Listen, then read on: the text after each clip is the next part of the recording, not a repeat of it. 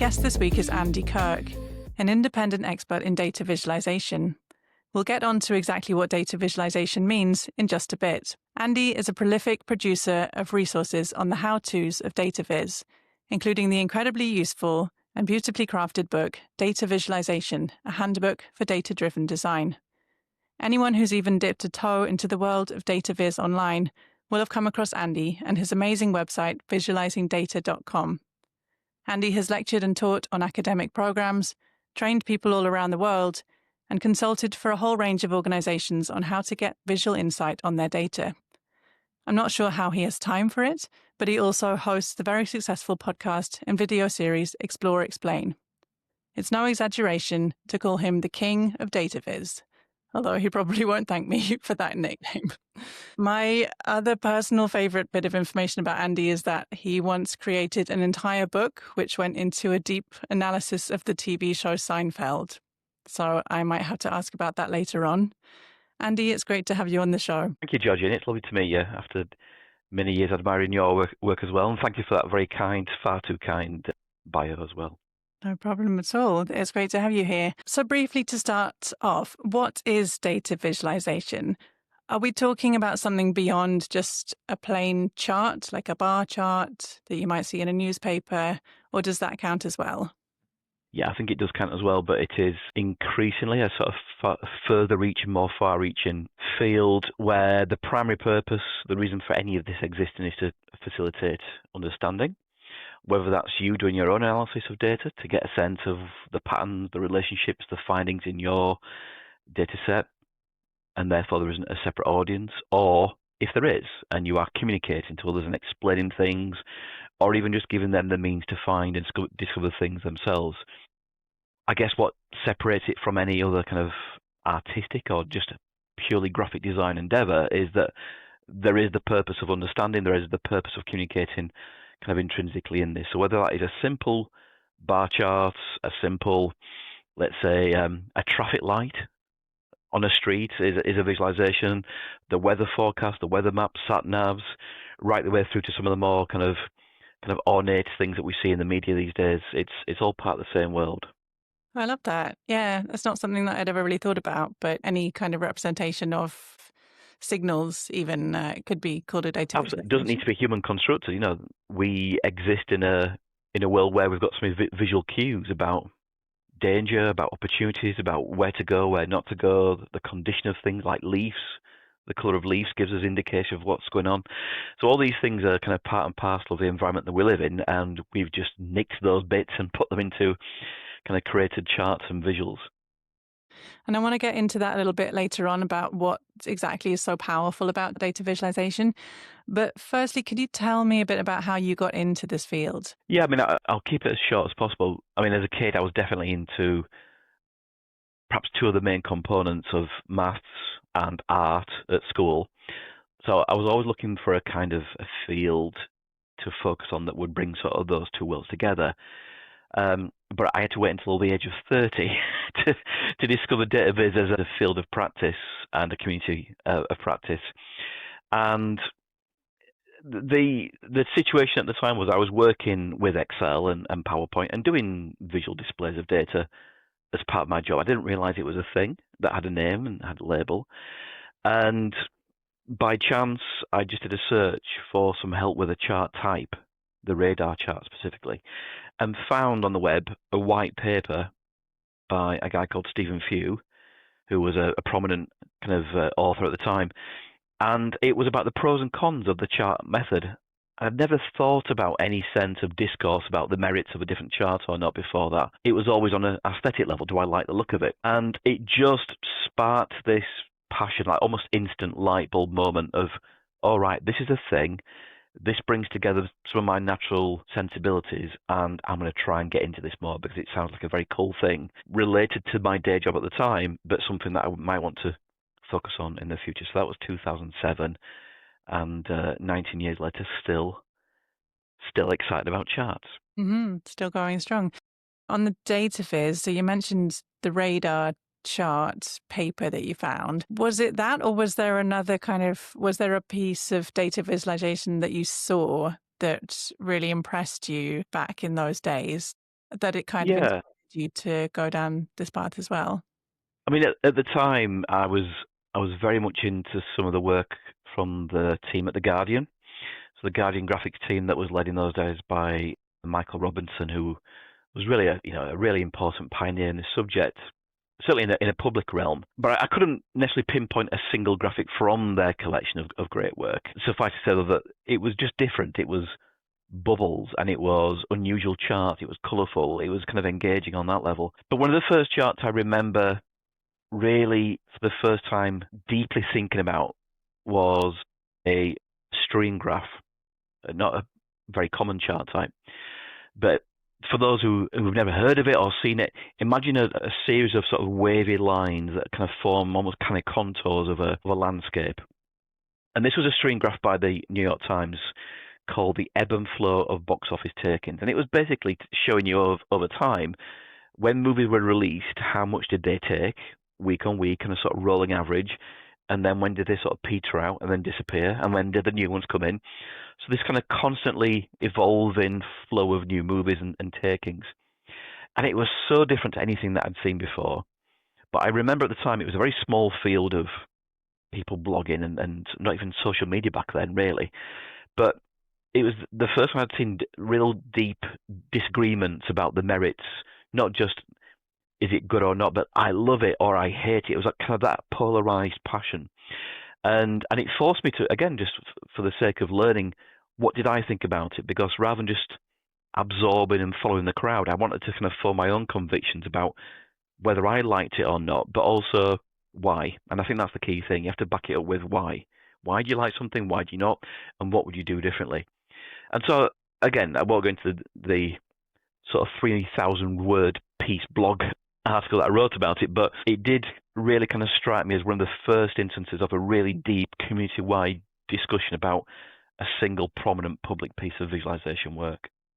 Brilliant. Yeah, because just because a piece of data visualization is popular and widely kind of reproduced doesn't necessarily mean that it is the best way of representing that data. And like you say, people might have different interpretations of that. Absolutely. And sometimes when asked to think about it from almost like an inverted perspective of, is it the least worst way to show something? Because things are complex. Some analyses are inherently complicated, technical or complex. And I think if we smooth those edges too much, you lose the essence of a piece of analysis or a story. And so sometimes it might take a while. It might not be easy to read and make sense of, but that might be okay. It might be fine just to put a little bit of legwork in and work out how to read something. So sometimes that inverted perspective is an important way to sort of, I guess, look at things in a slightly more mature way. And if we could just backtrack a little bit, this might be a bit of an obvious question, but why would a person use data visualization? What's the goal of it, as opposed to just putting in, say, a plain table of numbers? Yeah, and I think it's important to recognise we still need tables of numbers. We still need facts, figures, statistics. If the purpose of your communication or your presentation is to enable numbers to be read back, or in a table, look up X and Y, like a bus timetable, for example. But if you are wanting to enable the viewer, let's call them the viewer, the reader, if you want to enable them to see it, and to see it in terms of its collective relationship, the patterns, the normal, the exceptional, the trends, the big and the small, looking at data through the values alone will not help you to see that. You can look at it and read it, but you can't see it. And so what we're trying to do is add value to the data to unlock new ways of understanding the relationships and features that inherently exist that are just really hard for us to conceive when it's just numerical or in text form alone.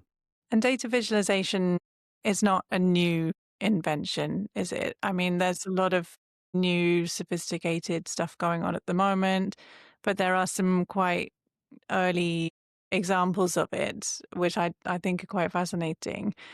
Could you talk about those a little bit? Are there any that are your favorites from the kind of the very early days of data viz? Yeah, I mean, I guess the authors of books when I was getting into data viz would focus on things like Charles Joseph Minard's The Napoleon's March piece. There's the Cholera Map by John Snow. There's the Florence Nightingale Coxcomb plot. these are some of the kind of classics that are always, sort of recognised correctly so as some of the most pioneering early methods at times when production of these things was quite manual, quite primitive. Personally, I guess I have two of those, kind of heroes from the sort of 1700s period, which would be J.B. Priestley, who developed it was called the Priestley timeline. He did a lot of analysis of kind of historical biographies and lifespans and who was alive at the same time as other people. He was also born about 4 miles away from where I was born, so I have to pick him as well in West Yorkshire. But there's also a lady called Emma Willard who did these incredible timelines of things like the Roman Empire, but she portrayed them almost in a biblical, dramatic, sort of 3D perspective form, and sometimes she created these sort of almost like temples. And the complexity of the production of what she made is just off the scale. And I guess I've picked those two also because I am a sucker for things that plot things over time. I think for me that is the most quintessential form of storytelling or story forming from our perspective as the reader. And so I will always obsess over those kind of things that tell me how something's changed over time or when things have happened over time. Kind of sounds like you're saying that art itself is sometimes, like a painting, can be a form of data visualization if it is trying to convey a lot of information to you at once. Absolutely. And this is where, certainly in the early days of my involvement in the field, a lot of the most contentious discussions were about where's the boundary between, let's reduce it to simple terms, a chart and art. Where do those two things collide? Where do they overlap? When does one stop and when does one start? Is data art still part of data visualization? You've used data as the material to form shapes and colors and patterns, but your motive is not maybe to inform, but to inspire, to engage on an aesthetic level. So, yes, I think it's certainly part of visualization, artistic elements, and data visualization can be artistic as an output as well. And I guess, as with art, one's judgment of its relevance in a data viz context will come down to one's own opinion of whether they get something from it or not. And in recent years, like we were saying, data viz has kind of evolved a bit quite rapidly. As we were talking before the recording, you mentioned the phrase golden age of data visualization. Could you tell us a bit about that evolution in recent years? Yeah, and I think where we are now, 2026, just checking that's correct. Yeah, that it is. It feels to me about 10 years ago, actually, or around that time. And I call it a golden age because it just felt at the time that we had all the major, let's say, media, newspaper platforms doing brilliant stuff, huge teams, prolific output of work, still innovating, still finding new ways of engaging different audiences with different topics. You also had a terrific influx of new talent in the field, practitioners who may not be working in it full time, but they're hobbyists, they're enthusiasts, they're part-timers. You had also this kind of, I guess, the peak era of social media before it sort of demise as it's kind of now. But certainly in that era, you had a very kind of vibrant and hopeful and positive sort of social media environment where these things would share like wildfire. But I also think one of the major milestones in this field around that time, maybe a year or so earlier, was the work of people like Georgia Lupi and Stephanie Posavec and their project called Dear Data, which for many, many people, they can trace back their spark of what's this data visualization thing about. And Dear Data was a project that Stephanie and Georgia worked on to send each other hand-drawn, data-driven postcards each week over a year based on a topic of their selection. So it might have been, how many times have I said hello to somebody that week? And they do some sort of ornate, unique plot. Or how many times have I sworn? And maybe the severity of the swear words. But it was all these hand-drawn but personally collected data sets that in many ways democratized data viz more than any tool had done before that, because you can now do popular data viz with pen and paper, and you could do it on your own data collection, not on something that was just a public data set from an agency or organization. And I just feel that you can chat to people in the field now, and many were inspired by that sense of a lower barrier to entry. And so I think that that period, maybe through to, and possibly including the pandemic, frankly, because it was all hands on deck, data-driven reporting. I feel that that was the sort of 5-year period-ish that you could pin down as a particularly golden period in contemporary data viz. Now we're obviously into the age of AI, and that has been helping people to kind of up the stakes a little bit with data viz in some senses. So you can use AI tools to create data visualization in the first place. Whether the data is correct is up for debate. But it can also make your visualization 3D. It can cover it with chocolate sprinkles or what have you and make it look really professional. Do you think AI is helping people to create data viz, or is it maybe just tempting us with gimmicks? There's a huge part of me that wants to be the more kind of hopeful, not old man in response to this question. But I think for now, I might just let the old man speak more loudly, because I do think a lot of it, at this point in time, or at least a lot of the practices we're seeing at this point in time, are on the kind of gimmick end of the spectrum.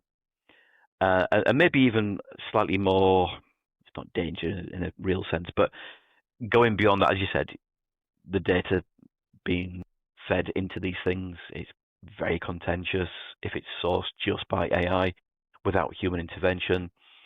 I'm not sure if you look at a lot of the AI generated visualizations, if you can truly say that they are accurate and portraying data in the correct way. So, for example, if you were doing a bar chart in AI, sometimes I've seen these produced where the bars do not represent the numbers that they're supposed to. So, because you've not been hands-on in the production, and you are therefore not able to take responsibility for every mark that's left in that visualization, it does leave me with a degree of concern about the practice now and going forward. But putting that old man shouting at the clouds aside, I think there are many ways that AI can assist, not take over, but assist us with tasks in the process that leads to a data visualization being produced that might be time consuming, that might be very manual, that might be something that's not scalable or repeatable. I think that's absolutely where we can get assistance. And also on the elements of a data visualization that are not bound by necessarily objective do this and don't do that rules. For example, coloring a bar chart's bars, unless you've got a corporate identity that you're trying to follow, unless you've got certain, let's say, visual accessibility concerns that you want to sort of preserve, the specific choice of those bar coloring wise is up for grabs. It's subjective. So why not allow some kind of AI agent to suggest some different tonal qualities, some different kind of combinations that work nice together? So I think where you've got these subjective moments in data, and there are lots of those, we can have AI inspiration. Where you've got lots of tasks that are grunt work jobs, let's have that AI assistance, but still with the possibility of us just checking things and intervening and refining where it needs to be. So I am not completely dismissing it at all. I think there are loads of ways it will help us incredibly. I just think as a craft, there are too many parts of it that have rights and wrongs that an AI currently, from what I've seen as a practice now, isn't properly demonstrating in the things that it's producing. Yeah, I think I'm also on team old man with the actual building of a chart side of things. But I agree with you that AI can be a useful partner, let's say, in helping with the design process. On design, this is something that you have written about extensively. It's kind of the theme of your big handbook on data viz is really about design.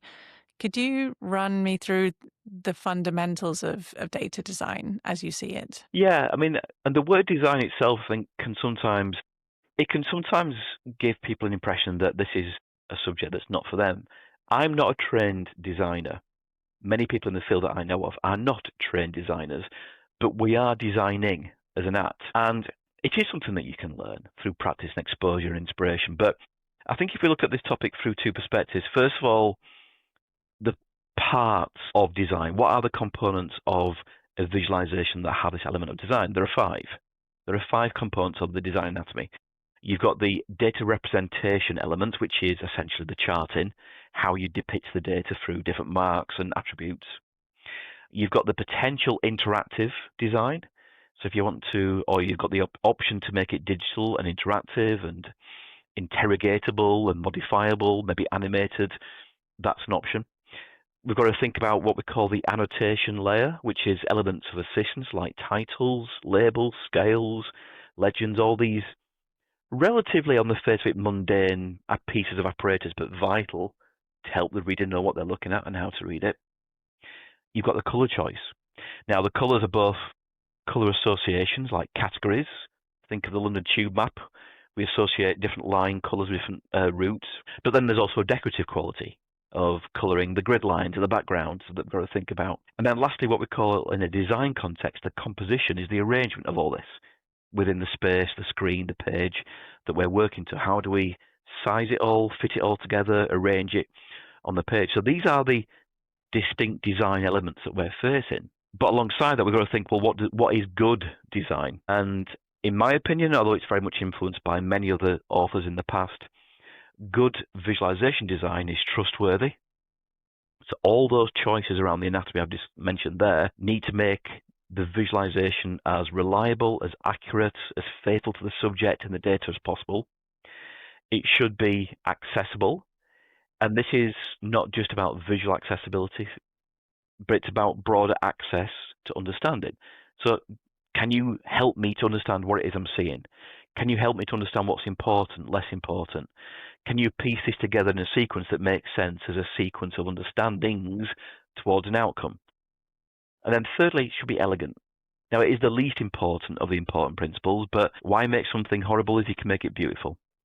So this is the most subjective of all those principles, but we can still aspire to make our work refined, appealing, tasteful, and just fundamentally joyful. Those are the elements of design that I try and tackle in the book, the principles, but also the elements that make up the anatomy. And those elements of a chart design can really influence the message that's communicated from it. I know that from having looked at quite a few data visualizations. I'm thinking of one in particular, which I think you'll have seen as well, which is a chart that appeared in, I think, a newspaper of deaths in the Iraq War. This was a few years ago now, and this was a bar chart, and the bars were pointing downwards, whereas normally a bar chart, you'd have them pointing up. The color of the bars was in this kind of blood red. And so it had the effect of kind of like as if blood was dripping down the page as these bars were kind of mounting up. And so that chart was to convey a sense of this is terrible, that there are all these deaths occurring.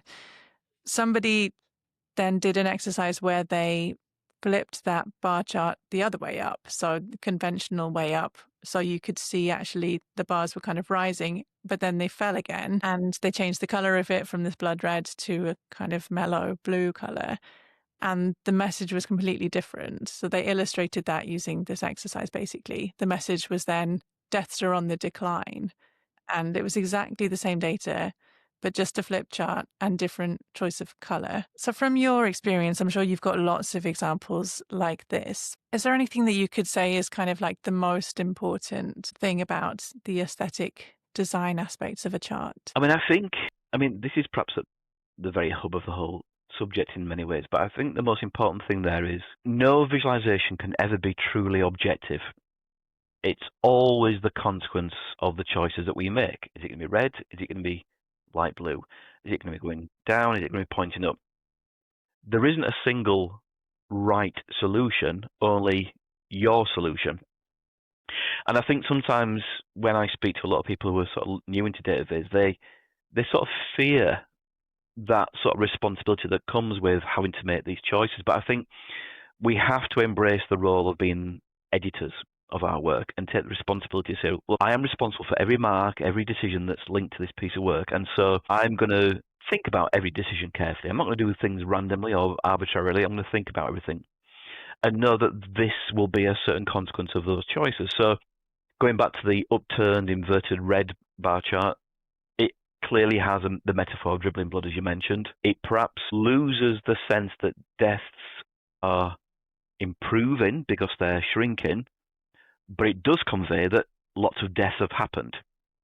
When those happened is almost irrelevant because they've happened. Whereas the alternative version by Andy Kirk is showing about like a timeline in the sense of how things are getting better. So each of those has different choices that are both legitimate. They are both legitimate perspectives of the same truth, but looking at it from a different perspective. And that idea of perspective is something that we have to embrace. As I've said, we are the photographers of this data, and we choose when to take the photograph, what angle to take it from, what to leave in, what to leave out. But when we make choices like making a bar chart red, the connotations are clear. The connotations of colour in certain cultures are clear. Colour is perhaps the most powerful visual cue out of all these things that we choose, whether it's the chart or not. It's the first thing that our brains sort of process. So there's lots of responsibilities on our shoulders. And again, I think once you embrace the idea that there isn't a single solution, there isn't a single right solution, there are just different solutions, it can be a bit more liberating to say, right, well, this is my solution. This is that I would choose to take. I love that idea of embracing the role of editors in creating data viz. You see a lot of charts which are quite minimalist, quite simple, and others which are quite overloaded with stuff. Can you say, in general, whether minimalism and simplicity is always kind of preferable? You know, we're talking about data visualization that tries to convey a message, is trying to communicate something. Is it better usually to keep that simple, or does it depend? I mean, the most boring two words in data viz are it depends. So I'm going to avoid those two words, and I'm going to say, for me, what's more important is clarity rather than simplicity. And we can get into semantics of language here, but the way that I see simplicity is somewhat reductive. You know, you are removing and reducing things to make it either quicker, simpler, or easy. And there are many situations when you want that, when time is of the essence and immediacy, when the role that you're asking of your audience to make sense of, you know, maybe multiple different channels of communication isn't viable because they just don't have that prior knowledge of how to make sense of these things. So everything is fit for purpose depending on the context that you're working it towards. And I think, once again, if you avoid pursuing just the goal of simplicity and focus more on clarity, a busy chart can still be making that thing as clear as it can be. Indeed, sometimes the busyness of that chart, the chaos of that chart, may be the story itself. If we take, for example, politics, which, you know, we all know is in many countries, politics is not a stable situation. From one election cycle to the next, there's all sorts of flux and changes. And if you look at recent elections and the coverage of those elections, and you'll see charts where you're seeing, and all these people used to vote for this party, then they went to that party and that party. And you look at a chart, you might think, oh, there's chaos. This is a bad chart. It's not a bad chart. It's a good chart because it's showing the chaos. It's showing the fact that these things are not stable. Because if it's stable, it's boring. Nothing's happening, which in itself can be a story. So I think to focus on pursuing the clarity of what it is you're trying to convey gives you then the pathway to go down a simple visual route, quick, simple, and easy, but also allow you to go down a more complex, maybe time-consuming, maybe busy display, because that still might serve the purpose of what you're trying to explore. Now, people listening might be thinking, this all sounds great, but I could never do it myself. I don't have the skills or the time or the vision, something like that. Now, I personally think that everybody probably has it in them to come up with a data visualization, but I get that starting out with it is daunting, both because of the data wrangling side of things and also that design process that we've just spoken about. Now, in your book, Data Visualization, the handbook, which I mentioned, you don't dive straight into the technicalities of making data viz. In fact, you pretty much solely focus on the steps before that, so the decision-making process behind it all. And you talk about the hidden thinking behind a data viz design. Could you talk a little bit about what you mean by that and how that might help people to get started with data viz? So earlier I listed the different elements of a design anatomy, the charts, the colours, everything else. They are the things that we see that manifest in the final piece of work. So that's the visual thinking. The hidden thinking is all the preparation work that goes into a data viz design that isn't the design. It's the thinking about the audience and who they are, what do they want, what do they need, what's their situation. Are they under pressure, in a rush? Are they got a nice coffee, a relaxed setting? It might be a more prolonged engagement. Have they seen this chart method before? Do they have an interest in the subject? Where's the data from? Is it good quality? Is it trustworthy? What's the shape, the condition? What's the range of values? Because that might affect, let's for example say, if you've got 8 categories, that might lend itself to a bar chart. If you've got 100 categories, that bar chart's going to get pretty busy. So you might need to try and find an alternative. The shape of the data has a huge impact. Just as it is, I talk about this a lot, but if you go to IKEA, you come back with all the materials, all the bits, you empty them out on the floor. Well, that's the data. You've got different shapes and amounts and physicalities that will or will not fit into certain charts. You've got to think then about the different stories that are possible, different angles of analyses. Are you going to show how this has changed over time, how it looks geographically, how it breaks down by category, or all the above? Have you got space for all the above? If you're going to show all three, what's first? What's most important? So none of these things are design-led thoughts. They are contextual, they're analytical, they're editorial, they're inherently human. But if you don't do that clarity of thinking, when you get to the design stages of your process and you're working out what colours to use, what layout to follow, you won't have any basis on which to make those decisions effectively. So the hidden thinking is all the hidden part of the iceberg that we've got to go through first before we start to make these design choices. Now, anyone can do that.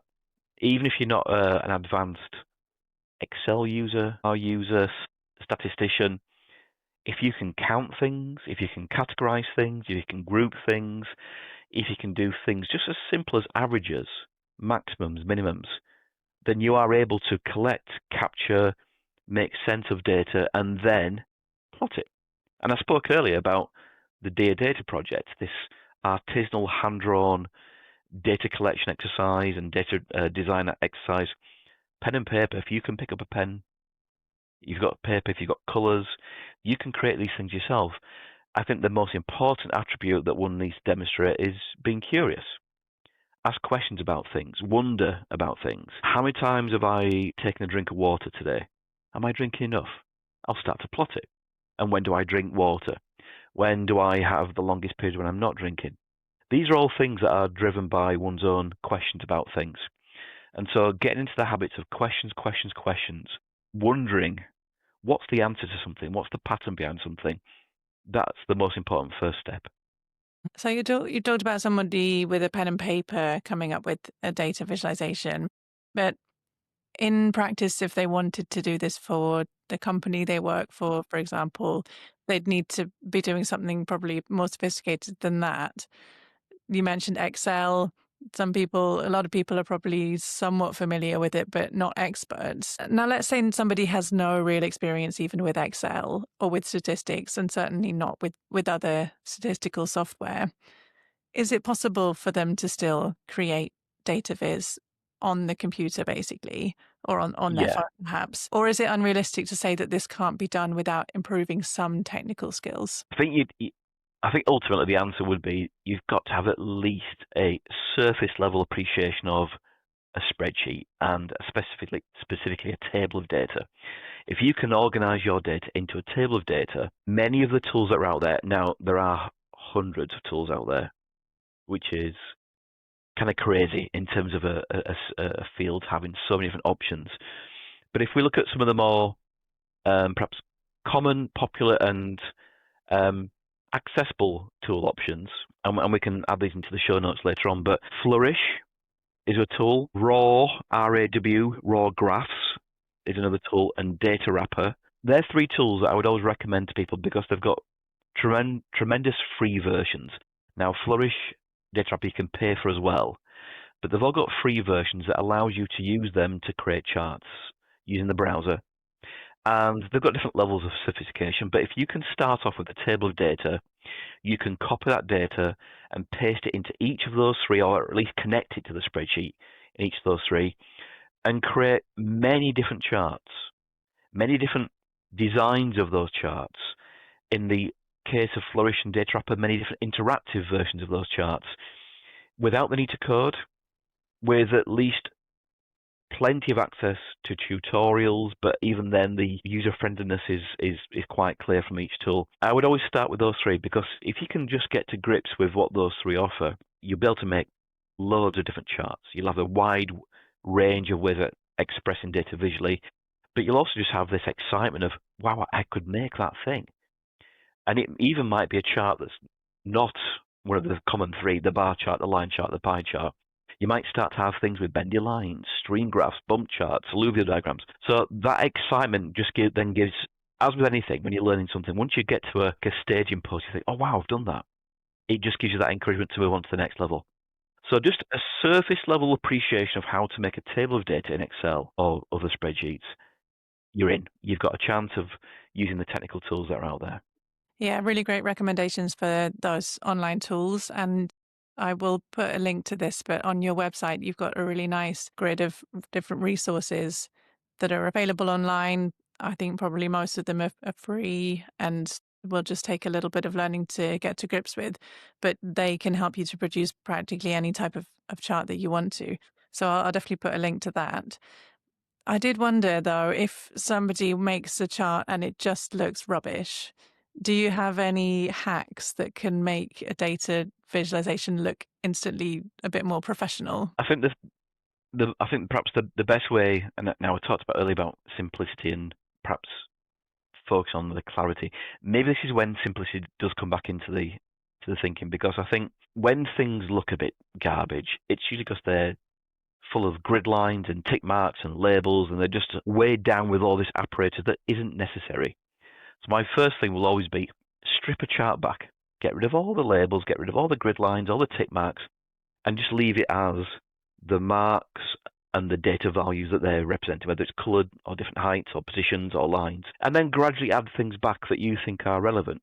You know, if you've got 10 bars, maybe there's only one of those that's actually that important to label, to say, here's the key story, this one here. Think about the title. Don't accept any defaults. The title probably, in some cases, can be, here's what's plotted, X versus Y over time, broken down by whatever, but maybe think more ambitiously about a headline. What's it saying? What's the key takeaway you want someone to get from this? Or maybe it's a question that the chart answers. So think more creatively about your chart titles. The colours, once again, strip it back to effectively sort of black and white and grayscale, and then add colours only when you need to associate something with a certain colour, or whether you want to establish a colour ramp for a sort of light to dark shades for colour values, or whether it's something where you're trying to just highlight certain values. And so the contrast, if you've got 10 bars, 8 might be grey, 1 might be of one colour, 1 might be of another colour, because they're the two that you want to focus on and draw attention to. So this is perhaps, you know, this sort of journey of simplifying at this point, I think is most relevant. Strip it back and start to challenge the need for every one of these component elements. Nice. So start with a bit of decluttering and then add things in as needed. You look at a lot of data visualizations all the time, obviously. Is there anything that you've seen recently that you thought was really great, really innovative, or anything that you'd like to plug? I will always like to plug something, so I'll come on to that in a second. I think at the moment, so I do try and keep on top of the latest best things in Data Viz, and I think I'll pinpoint a couple. I think, first of all, in terms of just a constant stream of inspiration and brilliance, Reuters graphics are exceptional. Everything that they do is wonderful, but it's also just different. It's always the right solution in my mind for what the story is, whether it's the color scheme, whether it's the methods of mapping. So go onto the Reuters. I think they've got a visual gallery. I can't remember the exact URL, but there's a gallery of their visual works, and it's just terrific stuff. In terms of new things that have emerged, I really like a new newsletter from Amanda Shendrook, who used to work for the Washington Post, and before that for Quartz, I think it was. Amanda's got a great new newsletter called Not Ship, and basically every week she focuses on a sort of data-driven story or a data-driven investigation. It's almost like she's still practicing the art of journalism, visual journalism, but she's now independently doing that. So Amanda Shendrook has a brilliant eye for a story, a brilliant eye for different visuals. They are two of the sort of the best things that just fill me with visual nourishment every month. I think the one thing that I would plug in the next month or two, you mentioned before the Seinfeld project that I did a few years ago now. Well, maybe next month, hopefully next month, there'll be a new version of this coming out, which is a digital version. So the original version was just a book. And I did a limited print run to match the number of episodes, 176, and I sold the book on a pay what you can basis, and all the proceeds went to charity. But only 176 people effectively saw that project, so I thought I need to widen the audience a little bit. So there's a new version coming out next month where we've made it like a digital scrollytelling piece, but also there is a lot of sonification involved. So we've taken things like, imagine an episode, and I captured data about when the characters were on screen together and for how long, and in which scene and in which location and who got the laughter. We've turned all that data back into a sonification where we assign instruments to different characters and locations and then create a brand new, unique piece of jazz out of the data. In some cases, it sounds horrendous, but it's a fun, not important piece of work. So that's coming out next month, and hopefully more than 176 people will see it. Nice. I know what's going to be on my Spotify Wrapped at the end of this year then. As my final question, I just wanted to ask, and maybe you don't have an answer to this, is there something that you'd like to see visualized that you haven't seen yet? Or I suppose put differently, is there anything that you've really tried to visualize, to do a data visualization on, that you just haven't been able to make a reality? It's a really good question. I don't think, I think there are certain things that I've worked on that are harder than others. I think showing things like how networks evolve over time is a really difficult challenge because you've got a time dimension, you've got all these complex hairballs. And I've had a couple of projects that never kind of got off the ground because all we were ever really able to show was complex hairballs, and it didn't really kind of have any value. I think what I'd probably do is answer the question more broadly, but bring it back a little bit into the AI discussion, because I think one of the things that I'm most hopeful about with respect to AI is its role in helping us to unlock more qualitative data rather than quant. And I think things like feelings, opinions, just even categorizations or classifications of to reach, how to access, how to mine data, even if it's not perfect, will be more perfect than what we can do as humans for a lot of these things. So to my mind, that is the next great opportunity that we've got to tap into these softer edges, these more elusive data structures that, going back to the Seinfeld project, I tried to classify things just by watching the episodes. If I could have introduced an assistant there to help me to do all that, it would have not just given me a quicker route to get the data, but probably unlocked more themes like the joke topics or the kind of the relationship categorization. So these are things that I am really excited about the prospects of going forward, to give us a whole new sort of well of data prospects. Super interesting. Thank you so much, Andy, for talking to me today. My pleasure. Thank you. My guest this week was Andy Kirk, expert in data visualization.